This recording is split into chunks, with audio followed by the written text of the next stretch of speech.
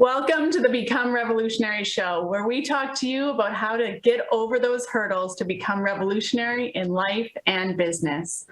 We're your hosts, Noelle and Charlene, and today's topic is all about unleashing your inner rock star. Jonathan, welcome. Hey, it's so good to be with you, ladies. Good to see you, Charlene and Noelle. And looking at those fancy backgrounds, they're all black and dark and all sexy. I love it. Oh, moody. Oh, moody. Awesome. It's amazing to have you here. I just want to introduce you guys to Jonathan George. He's amazing. We crossed paths over the past year. He's CEO of Unleash Your Rockstar personal branding agency. Jonathan George has spent the past 20 years building celebrity personal brands with over 150 million online followers. He's known as the Human Hitmaker because of his ability to identify, cultivate, and package you into the rock star you were meant to be. So yeah, welcome. I'm so excited for this conversation today. It's really good to be with you guys again and to see your faces. Oh, thanks.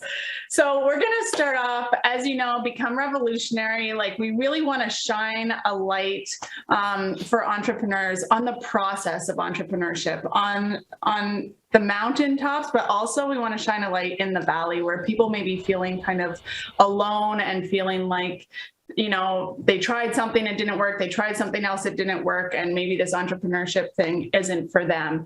And you have been an entrepreneur for how long now?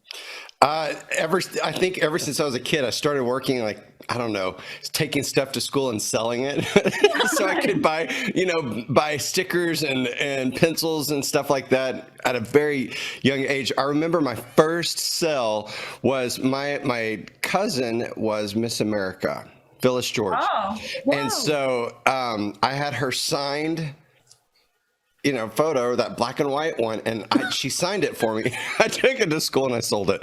I think I sold it for $1. So there's your entrepreneurship right there. I was doing it way early on. My brain just understood it. Yeah, I love it. You're like, thank you, Phyllis, give me 10 more. That's so funny. It's like, Phyllis, you can make me a very wealthy man. Let's make a business out of this. It's super funny. When I was a kid, my brothers and my parents were both entrepreneurs. And so when we were children, we were taught to compete against each other for marketing at either bus stop. And we were selling corn. Let me tell you, corn is a hot business. When you were 8, we made bank. We learned all about reinvesting our profit, learned who's the best to have on your team. And it was super fun. So I love hearing that, even as a child, there's so many children right now who are becoming entrepreneurs. They're inspired by watching their parents step up into this now online too, which I think is super cool. Well, here's the thing is that entrepreneurship is the future. We are already seeing it with consultants. Huge companies are hiring consultants now to do most work. It's cheaper for them to do it. They don't have to pay for your insurance. They don't have to pay for certain things, you know what I mean? And you can go and work for 4 companies at once and make a lot more money. And so we're in a digital age. And here's the fact is that whether you like social media or not, it impacts who you are. It impacts how you're showing up in the world. It impacts how you're getting hired. It's impacting how your business is run. And, I'm not a big social media fan because of the reason that people don't know how to use it properly. And we're seeing so much a decline in mental health. Yeah. It's in our youth, there's a 58% rise in suicide, anxiety, and depression. But, it's one of those things that we sit here and we compare ourselves and we're thinking, hey, we're showing up powerfully in the world. We're doing something. We're really happy. We're excited. Life is great. And then all of a sudden we see 4 people doing similar things and we're seeing how successful they are. And all of a sudden our self-worth just sinks down. We start really feeling bad about ourselves. And entrepreneurship is a lonely road. It's a hard road. It doesn't have to be hard. It really doesn't have to be hard, but it is a lot of grinding. It is getting up. It's driving and pushing yourself. It's having to have discipline.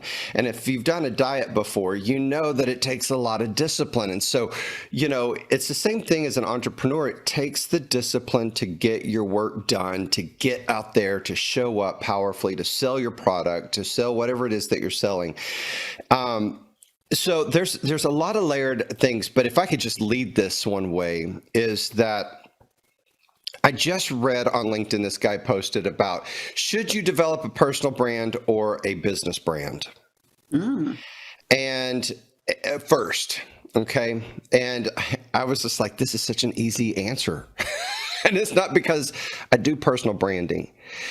It's because I know the power of personal branding. A personal brand is not your business brand. It has nothing to do with whether you're wanting to be a lawyer, the top dentist, or if you want to be the top podcaster, if you want to be the leading CEO, mastermind behind something. That is, I developed singers and artists for 22 years, 23 years, something like that.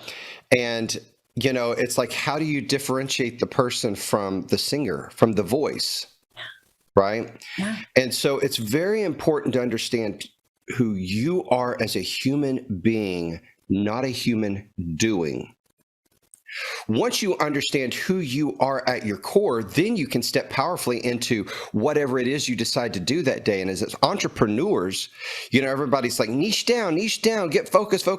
But most people are entrepreneurs because we love to be able to go from one thing to the next thing. That's what lights us up. That's what excites us. That's we get to be creative. And I don't believe in putting people in a shoebox. I just believe in putting people on a guided path, And the reason why this is important to me, and I'm sure y'all will probably be like, well, let's get into the story. But for those of you that don't, know my past is, in 2000, I moved to Los Angeles, and that's where I live right now.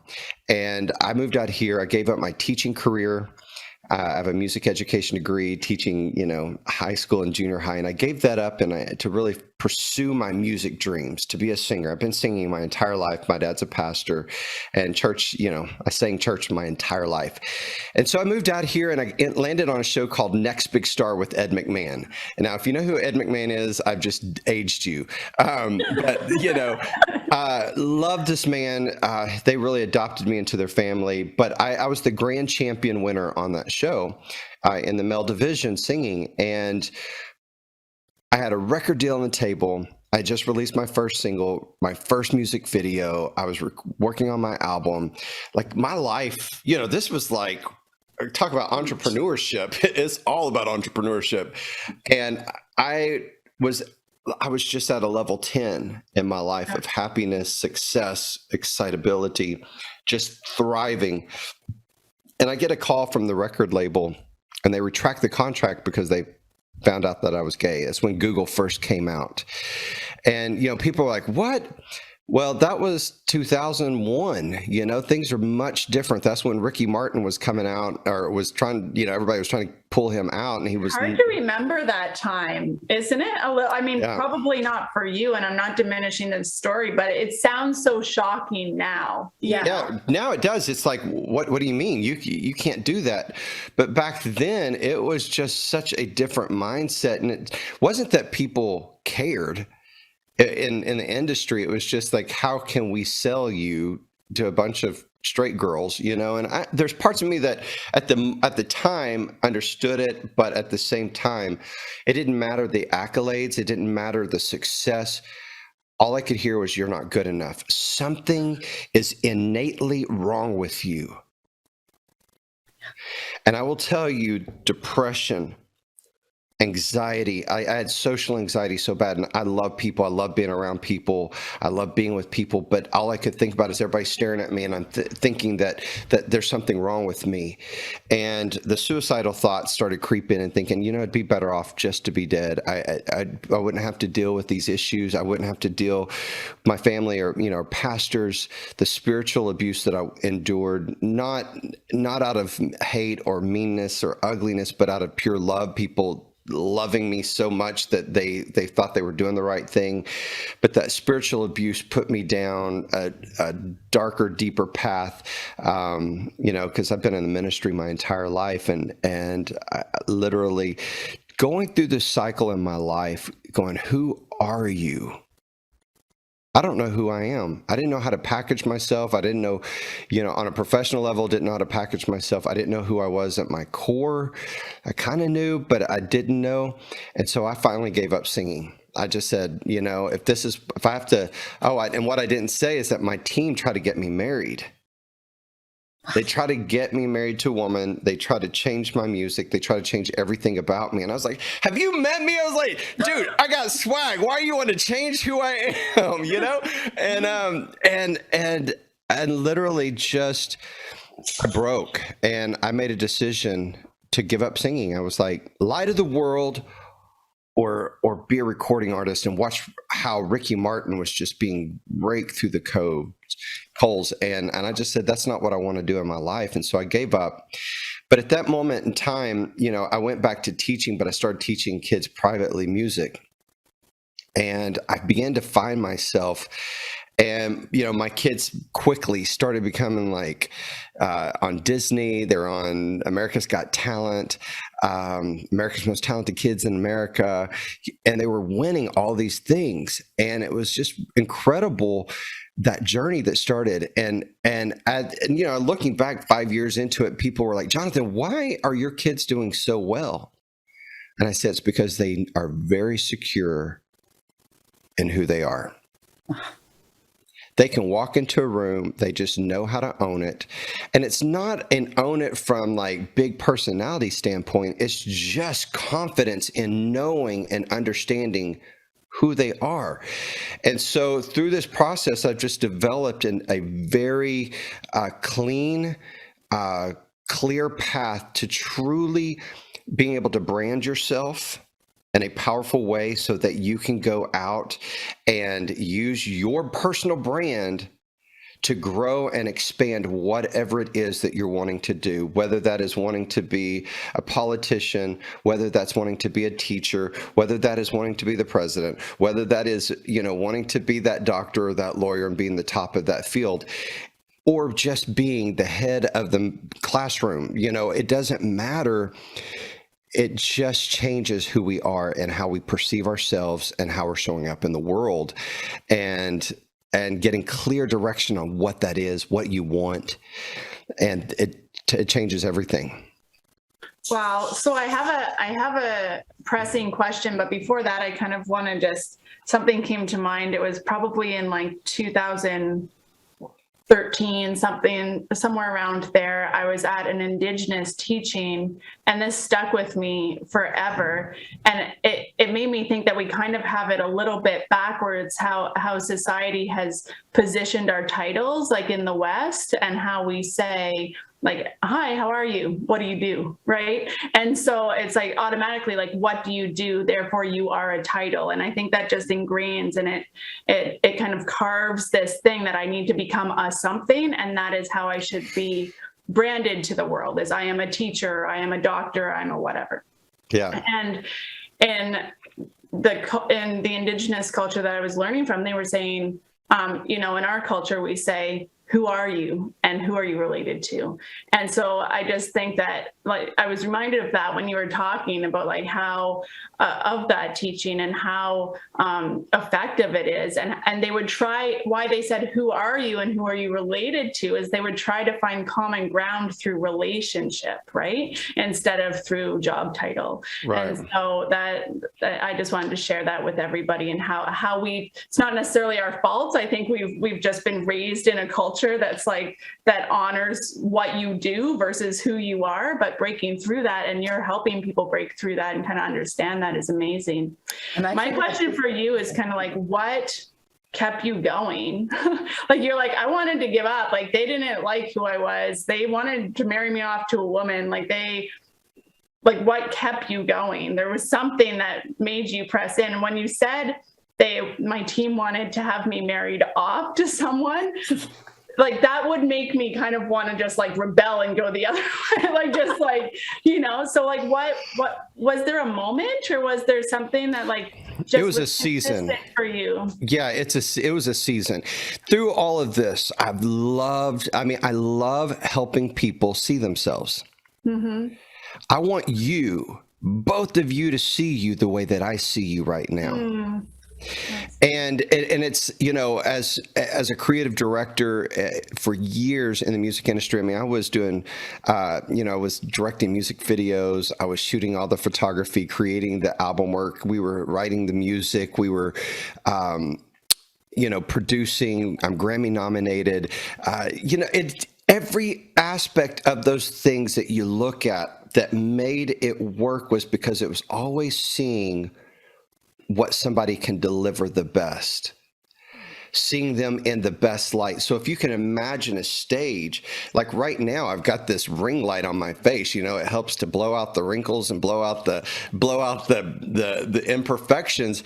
But it's really amazing that when you take that light and you move it, then all of a sudden you start seeing things that you probably, you start kind of noticing things.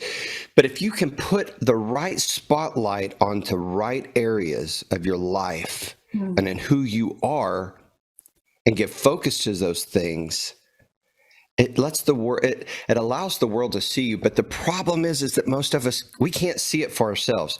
Here I am, I do personal branding. I have some of the most successful people in the world, yet I couldn't do it for myself. Right. I had to hire a company to help me do what I do for others. Right. And it's because we're too close to it, right? Yeah, that's right. And one of the things that I will have to say this, and not to go off on a tangent or to kind of derail this, because you asked me what keeps me going, but I went and got my master's practitioner's license in neuro-linguistic programming, which is retraining how the brain thinks. And one thing that I know, people coming through my doors on a daily basis, is the number one thing that I have to work with people through is their fears. It doesn't matter how talented, how gifted, what they have to offer, literally have to overcome the fears and the mindsets. I'm not good enough. And like, my story is not unique. Mm-hmm. It may not sound exactly like yours, but every single person, both of you, anybody who's listening to this right now, knows what it feels like to feel like you're not good enough, to not feel seen or heard or valued. And your dog agrees with me. It's a good day. And when we all have that in common. So I was like, I need tools to be able to help people break through this junk that is in their life and get it out of the way so that they can go powerfully into what it is that they're called to do in their life. And so, the theme that went through every aspect of my life, and everybody's like, Jonathan, you need to focus. And I was like, no. So I built a company where I could do everything that excited me creatively. And that was an artist development company. We did all the branding. We did everything. It was fun. I got to live life every single day. It was something new and something different as an entrepreneur. But it's like, if you think of a string that goes through a set of pearls, what's that identifying factor that excites me? And it is always about seeing people, seeing their full potential, and knowing how to develop that so that person feels like a rock star.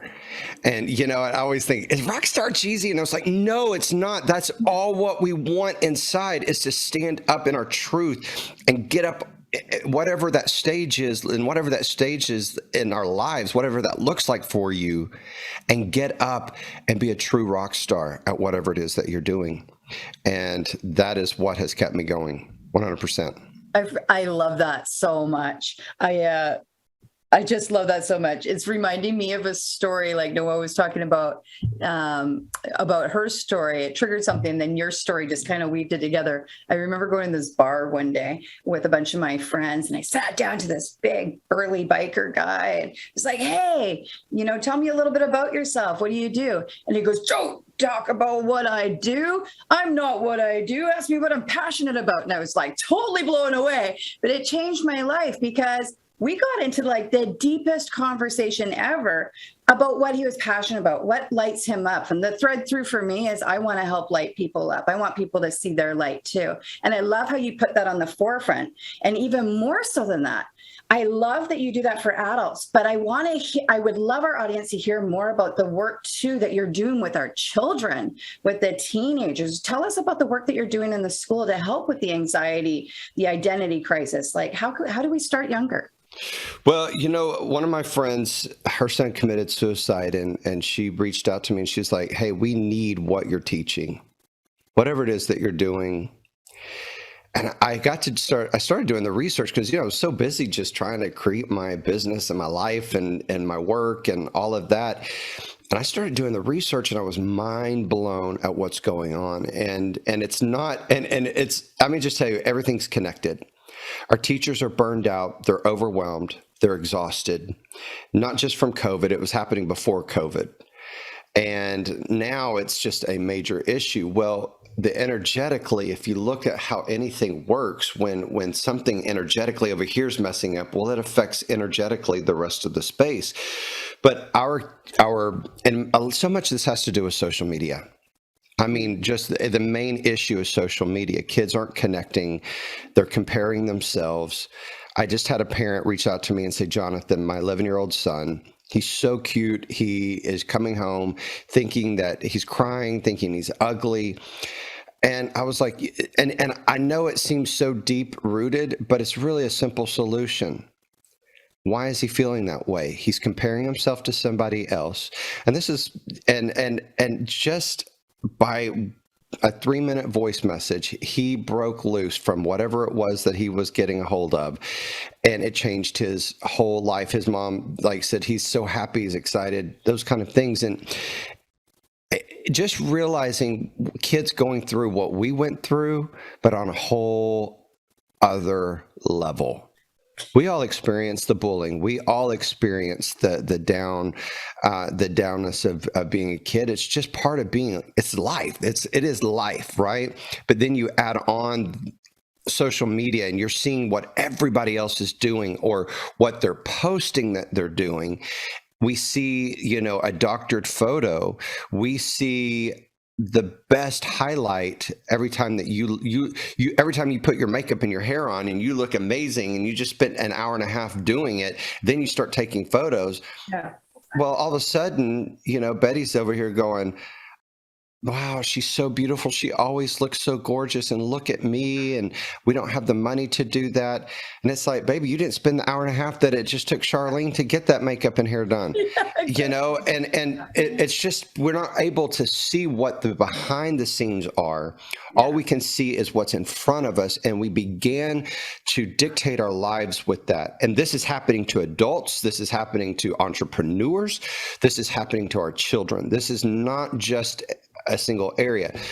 But we created Rock My Campus, and we are going in and we are teaching the tools. We're building personal brands in the schools to be able to bring self-awareness and to be able to help kids to be able to connect with people on a higher level, to be able to have the self-discipline, the self-management tools that they need to understand their emotions. If I was like, man, where were the tools that we needed? Why didn't we have these? And so, again, it's like, why did I have this social emotional intelligence master practitioner's license and life coaching license? And I had all these tools over here, this NLP, and I was like, what am I going to do with it? Well, finally, I figured out, I married the two together with my personal branding. And, when you think about your personal brand is you. It is you. And so that includes your fears, your anxieties, your whatever it is, the stories that you're telling yourself, the trauma that you've gone through. as well as your gifts and your abilities and your talents. And I'm not talking about being able to sing or be able to do math well or any of that. It's who you are innately, your kindness, your giving, your funny, any of those kinds of things. And we teach the kids to really tap into those. And I do this, it's not any different than what we do with the adults. It's, you know what I mean? We're just doing it in a school setting and helping people to understand their emotions around everything, to be able to control those emotions, know what to do with them when they arise. And it is completely changing. One of the schools we went into, they brought us in because they have never had fights. They probably had 8 fights the entire year in their school. Whoa. And it's a 1,200 students school. So 8 fights is not a lot. Well, they had 8 their first month. And they brought us in because they're like, our kids are just, everybody energetically is just angry, just want to lash out. And so what happened was it completely changed the whole dynamic of the school. The fights ceased. Even with our teachers, that they were happier because we do professional development with the teachers as well as personal development with the students. And it's just like an overtying arch that's just changing how schools are working together, training from the top down to the bottom. And so, again, it all just starts with knowing who we are and how to show up powerfully. And here's the kicker. One of the biggest things is what I call emotional aftertaste. And we always look at what it is, not just about who we are and what we want in our lives and how we want to show up, what our core values are, but how do I want others to experience me? What is the emotional aftertaste that I want people to have once they've been with me? And you get a classroom full of people that say, hey, I want people to experience me as fun, kind, joyous, life of the party. You put that on the wall, and when Johnny acts up and he's pulling Susie's hair, hey, Johnny, what's your emotional aftertaste say? I want to be fun. I want to be kind. I want to be the life of the party. Pulling Susie's hair, does that mirror what you're saying here? Yeah. No. What do you need to do? Yeah. And you've just now put responsibility into that kid's life on how he has to show up and how he has to, because now he's thought about it. And we can have internal all day, but once we put the external factors and we start thinking about how it affects other people, it changes us. Mm-hmm. Absolutely. You're planting that tree. You've seeded the thought, and now it's in the brain. You can't get rid of it once it's in there. Now it's going to sprout a healthy new tree, like Carolyn. What is her last name? She does lots of brain science stuff, and I just freaking love it. But she was talking about the tree. Once it's planted, you can either plant an unhealthy tree or a healthy tree, and whichever one you continue to feed will continue to grow. And so I love that, referencing back, because now you've created that visual reference. I felt sense experience, and he articulated himself. I mean, wow, how well is that cemented? I love it. Yeah. And if we can do this and really start, and, social emotional learning has been taught in schools for 55 years. However, we're in a different day and age. How you taught something 2 years ago does not necessarily, I don't say it doesn't work, but it doesn't necessarily resonate with kids and how to apply it to their lives today. And so I'm all about application. You can learn something all day long. You can watch a makeup tutorial all day long, but until you practice that, putting that eye makeup on and those eyelashes on over and over, you cannot become a master at it. So I am all about application. How do we apply this to our lives right now? How do we apply it to social media? How do we apply it to our friends who are going through the same issues that we're going through? And it changes everything. And so we really are working to be the leaders in this because, I'm not saying that we're creating the wheel here. We've just we are reinventing how it's driven. It's like, Tesla is not, a car's been around for a long time, but they've completely reinvented how it's done. And that's what we're focused on in the school systems. I have this thing on my fridge that says, don't eat. No, I'm kidding. It says, what will they think? And right under it, it says, what will God think? And I know for me, like the greatest fear I've had to overcome has been like, what will they think, right? Like Galatians 1:10, that's like my life verse, is just like constantly like trying to battle what other people will think. And the more you are yourself, the easier it becomes. And that's where the personal branding comes in. But, and just embracing like who you are and what you're gifted with, right?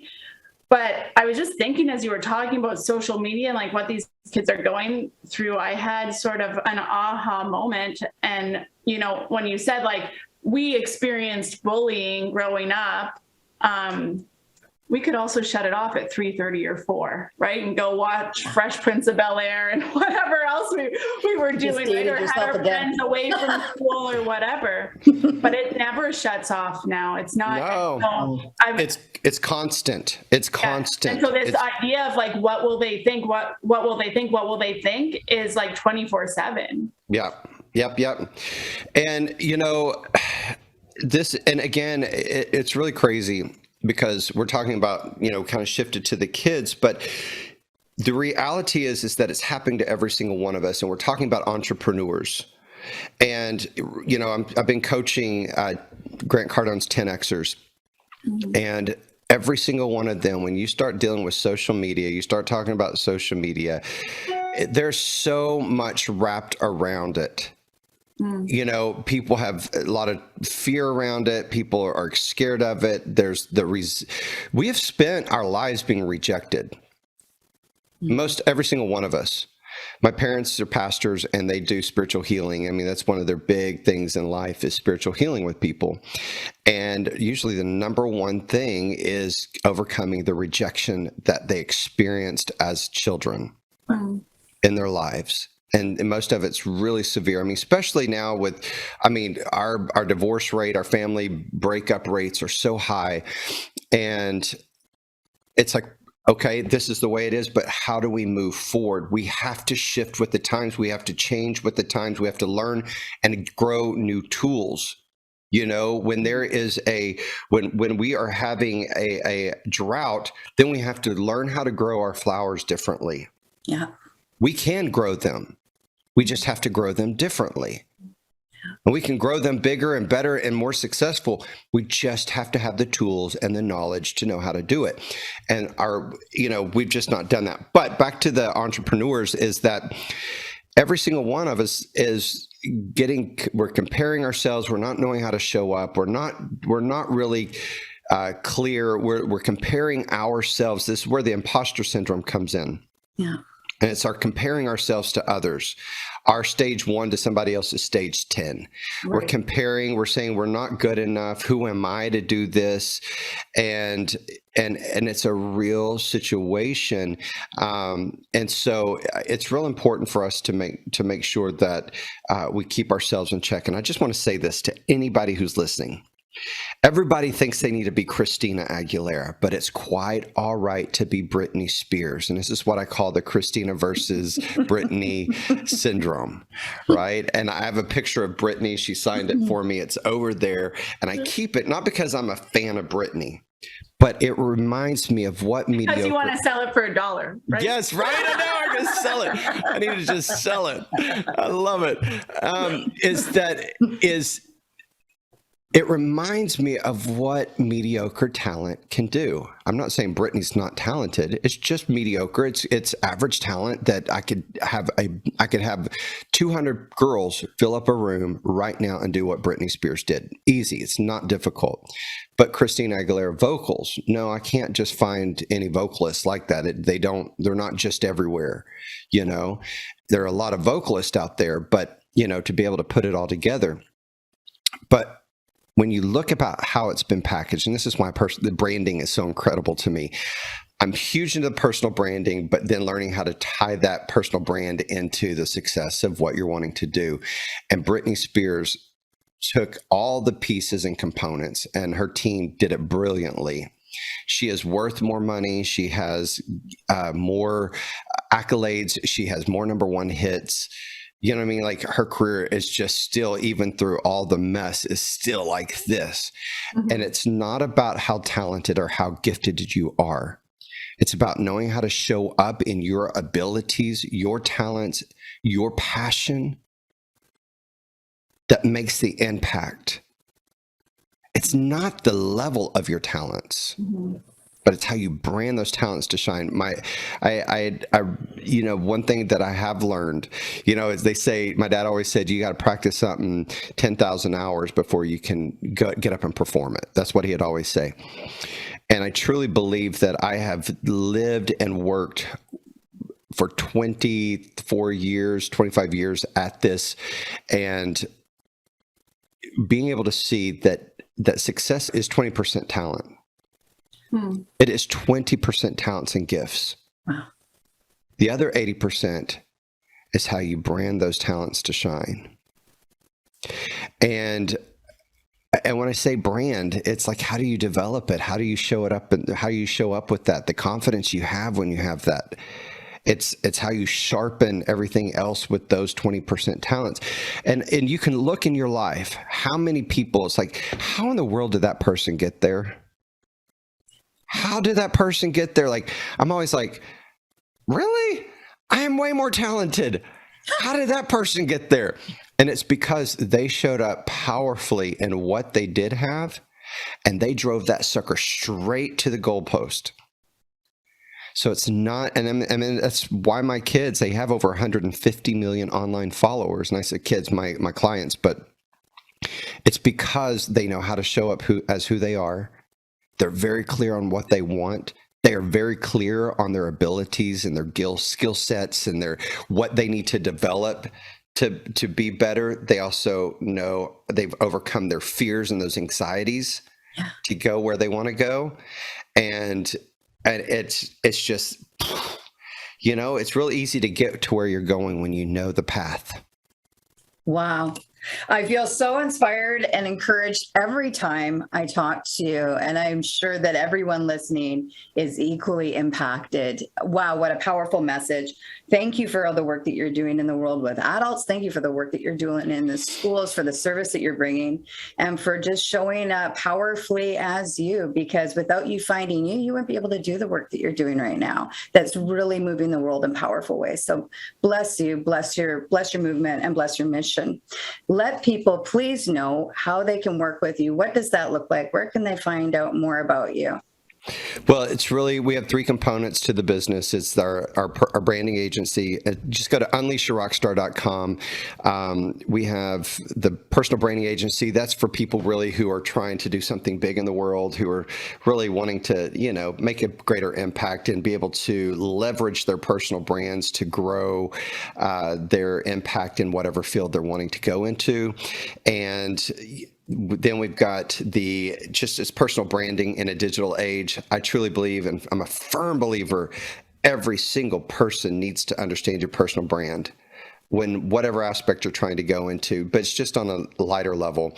And then we have the school program, Rock My Campus, rockmycampus.com. And any three of those ways, but Jonathan George on social media. I mean, it's really easy. And if you're confused with all the famous Jonathan Georges, I will be the one in the bright yellow. There you go. Amazing. Bringing joy to the world. So something that we do here on this show, Become Revolutionary, is we end the show with some fun rapid fire questions. Are you? Let's do it. All right. Wait, hold on. I have to take a swig of caffeine. Hold on. Swig. Oh, you're making me thirsty. All right. I'm ready. Okay, question number one. I feel like I kind of already maybe somewhat know this because I watched your live the other day. What's your favorite flower? Oh, yeah. Oh, my gosh.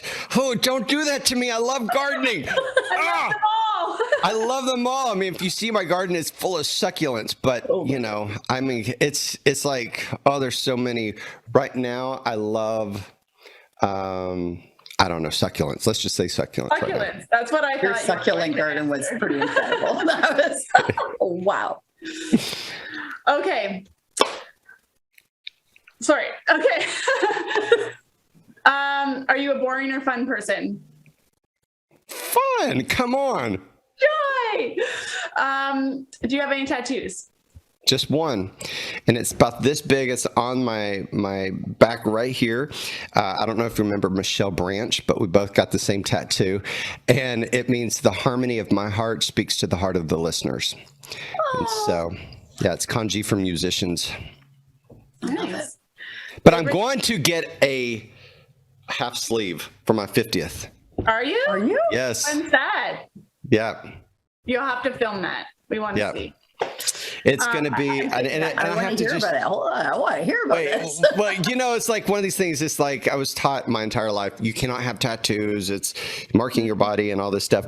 But I always have wanted. I've got some. They took some like precancerous places off my arm, and there's these scars. So I want to get a half tattoo on there, and I was like, but I don't want a dolphin or a sunburst or whatever.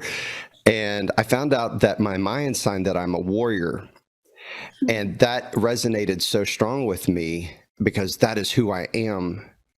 My energy is I'm a warrior for people. I will go and fight for you and for your right, for your ability to stand up for yourself, and an energy shifter. So I'm going to have this warrior with this ball of energy.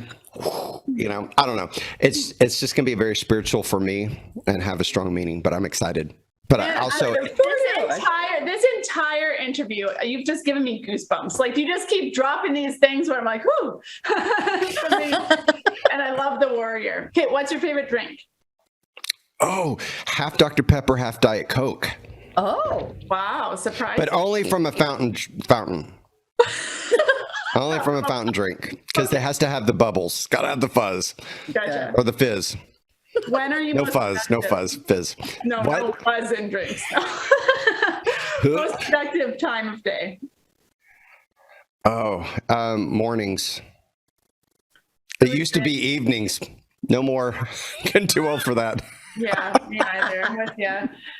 Who is your inspiration and why? My from Charlene and I.